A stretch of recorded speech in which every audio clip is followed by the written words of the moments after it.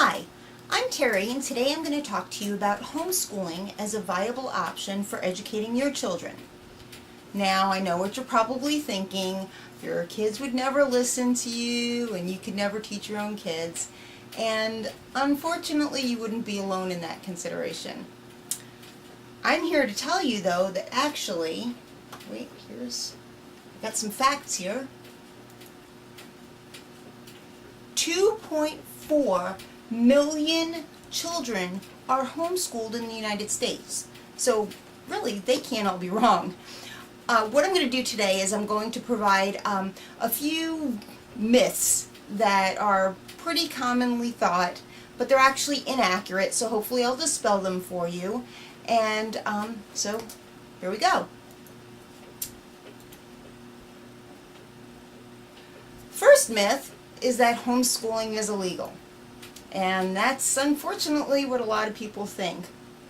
Thankfully, though, homeschooling is actually legal in all 50 states, and Florida joined the bandwagon in 1985, so it is completely legal to homeschool. There are some requirements, some stipulations that vary state by state, but it is definitely legal to homeschool. I know that a lot of people would think that because of truancy laws and that kind of thing, but nope, that would be wrong. The next really common myth would be that you are not smart enough to homeschool your own kids. And again, that makes sense. That's a lot of people would definitely have that fear. Fortunately, though, one of the things that's really great about homeschooling now, as opposed to when it first started approximately, it started to get really popular about 20 years ago. And the cool thing about that is the fact that most curriculum that's available to private schools is available to the individual. So the curriculum is actually, some of it is scripted. So it tells the parent exactly what to say and how to teach the material. So the curriculum is available. Sometimes there's courses that you might not feel comfortable with, and that's a valid point.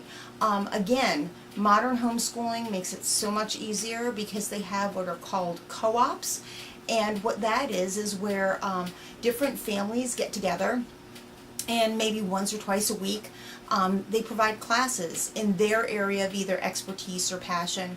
Sometimes they bring in professionals from the community, and those co-op classes would be either low cost or no cost. So if there's an area that parents don't feel particularly proficient in, I know math is usually a big one. Oh, I can't do anything above algebra, don't even talk to me about algebra. Well, that's fine. Co-ops can take care of that. Florida Virtual School, totally free, and homeschoolers can take advantage of that. So if your child is somebody that can learn online, not everybody can do that, but Florida Virtual School is an option. The other thing that's really cool is that dual enrollment. Dual enrollment is actually available to everybody in the state of Florida. Again, state by state, different things vary, but students can dual enroll. They can go to college for and receive college credit and high school credit, and there's actually no age limit. So just as long as a student can pass the college placement test, they can actually begin receiving college credit. So let's say if you have a 10 or 12-year-old that is extremely proficient in a certain area, and you're like, oh my gosh, this kid is advancing faster than I can handle, that's a really great venue. I know that our family took advantage of that for my son, and again, dual enrollment is completely free. You will have to pay for books, but thanks to things like Craigslist and eBay and Amazon.com, that's actually doable as well. So, are you not smart enough to teach your kids? Doesn't really matter. It's not a good excuse anymore. Okay, myth number 3. Homeschoolers can't get into college.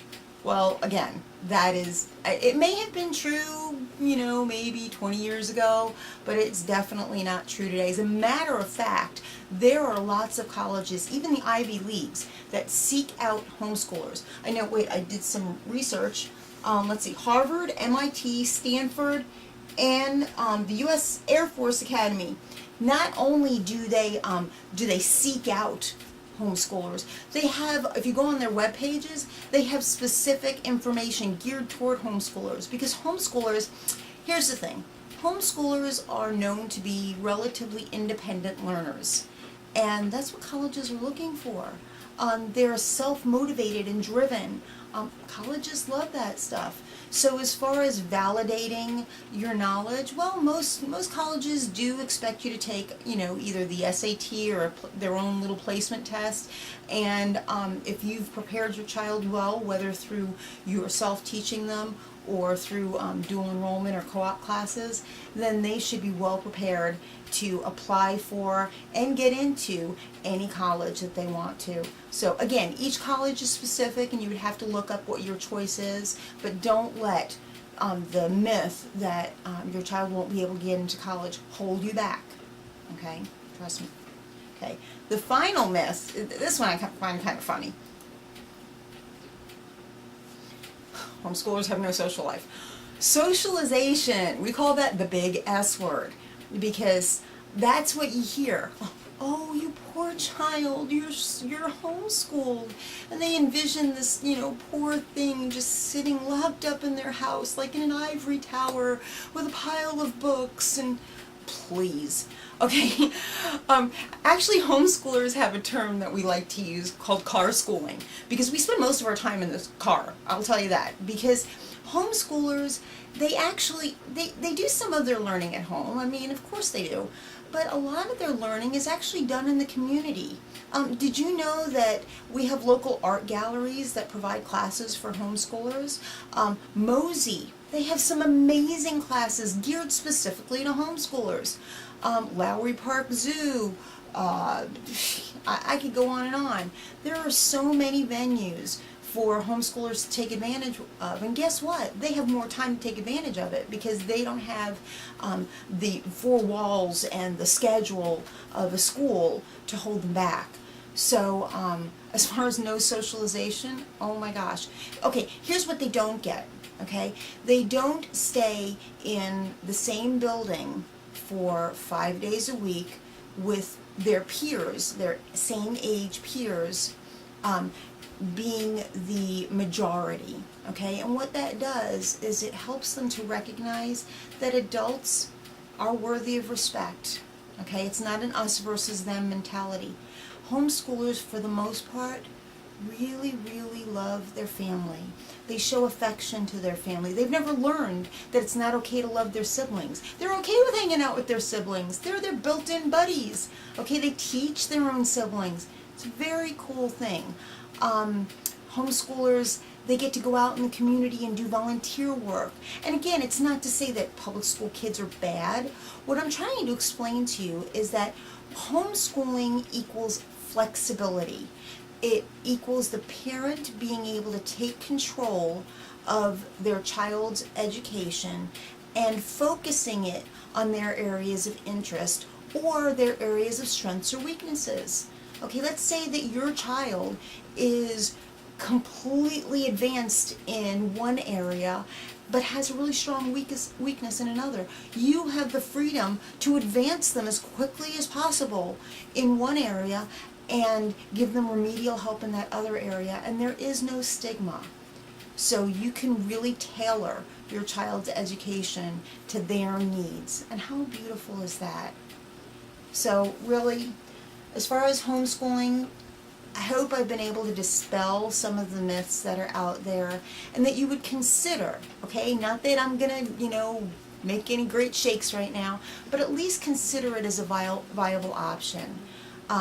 What it will do is it will help you to draw closer to your family and to make choices that you never thought you had. Thank you very much for your time. Bye-bye.